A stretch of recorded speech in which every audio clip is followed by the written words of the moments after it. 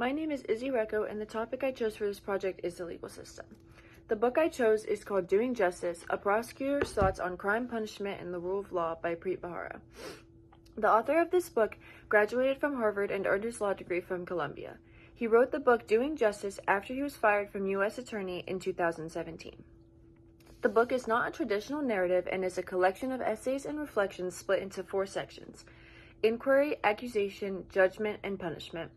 Each section describes real-life dilemmas and cases related to the legal system. This book is written in first-person point of view and takes from his personal experiences in the legal system. It is mostly in past tense with stories from his time in office.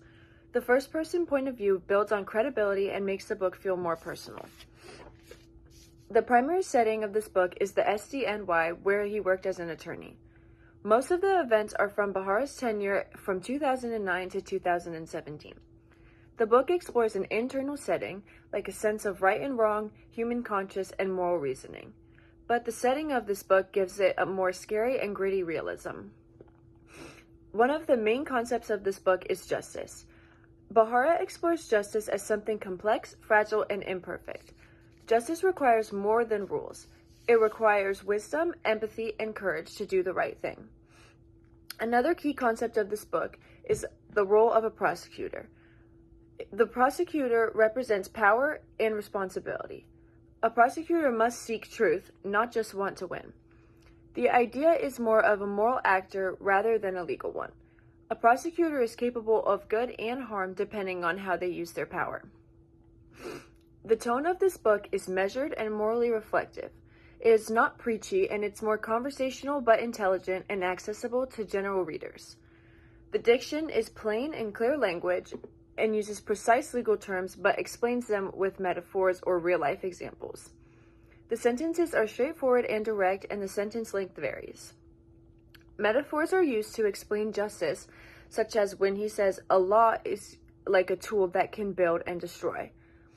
There is not much symbolism used, but when it is used, it is effective, like when a courtroom becomes a symbol for truth-seeking and human fallibility. There is subtle irony and not heavy sarcasm throughout the book.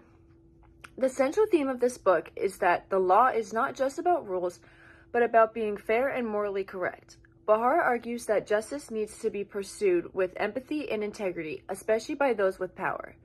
The justice system is not perfect and needs to be guided by ethical behavior, not just technical expertise. He wants readers to think about the justice system as being shaped by decisions and values of individuals. The essential question this book asks readers to consider is what it really means to do justice in a flawed system, and how individuals with power can balance legal duty with ethical responsibility. The title of this book is significant because it shows the book's main theme. Throughout the book, Bharara emphasizes that doing justice is not just about following the law, but also about understanding the ethical implications of legal decisions. This leads me into my guiding question, which is what makes a legal system fair or unfair? The fairness of the legal system depends on the consistent application of laws, equal treatment of all individuals, and the presence of ethical decision makers. When bias, corruption, or unequal access to resources influence outcomes, the legal system becomes unfair, revealing how deeply justice relies on both law and human values. I chose to research this project because I want to pursue a career within the legal system, and I think it is important to research what makes it fair or unfair. My first point is that juries are a very important part of a fair legal system because they bring diverse perspectives into the courtroom, but their effectiveness is often undermined by biases, lack of legal understanding, and unequal jury selection practices.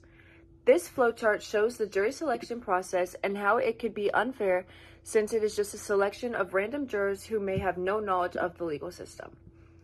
Juries are supposed to bring different perspectives from regular people to make sure trials are fair, but sometimes jurors have biases because of their own experiences, like their race or their own beliefs, which can affect how they see the case. This makes it hard for the jury to be completely fair and impartial, which is the whole point of having one in the first place. Juries are supposed to decide cases based on the law, but many jurors don't have a full understanding of the legal system. This can lead to mistakes or misunderstandings when they are making decisions. Without the proper knowledge, jurors might struggle to follow legal instructions, which can impact the fairness of the trial and the verdict. This cartoon shows this juror making his decision based off his own personal beliefs that he doesn't like the color of the guy's tie, which could impact the entire trial by him casting a wrong vote based on nothing to do with the legal system.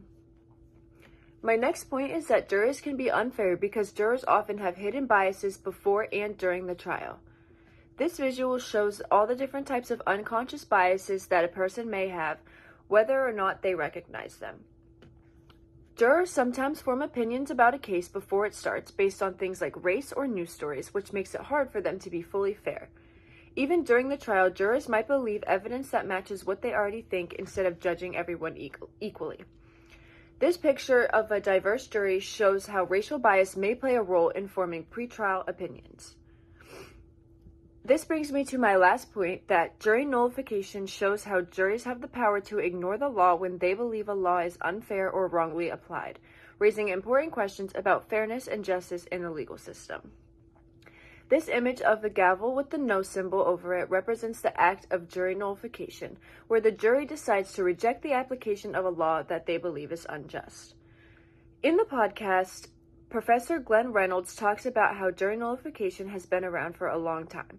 It shows how jurors have the power to make decisions that might not follow the law strictly, but could be morally correct. The podcast also explains that jury nullification can be used as a way for jurors to stand up against laws that they believe are unfair, like when people feel a law is unjust or a person's punishment doesn't seem right for the crime. A central theme in jury nullification is the conflict between what is legally right and what is morally right. In conclusion, the fairness of the legal system is complex and influenced by many factors, including biases, the structure of the system itself, and the role of juries.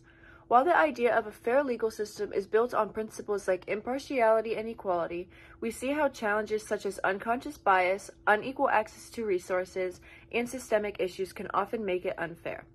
To make the system truly just, it requires ongoing awareness, reform, and a commitment to ensuring that everyone, no matter their background, is treated equally under the law.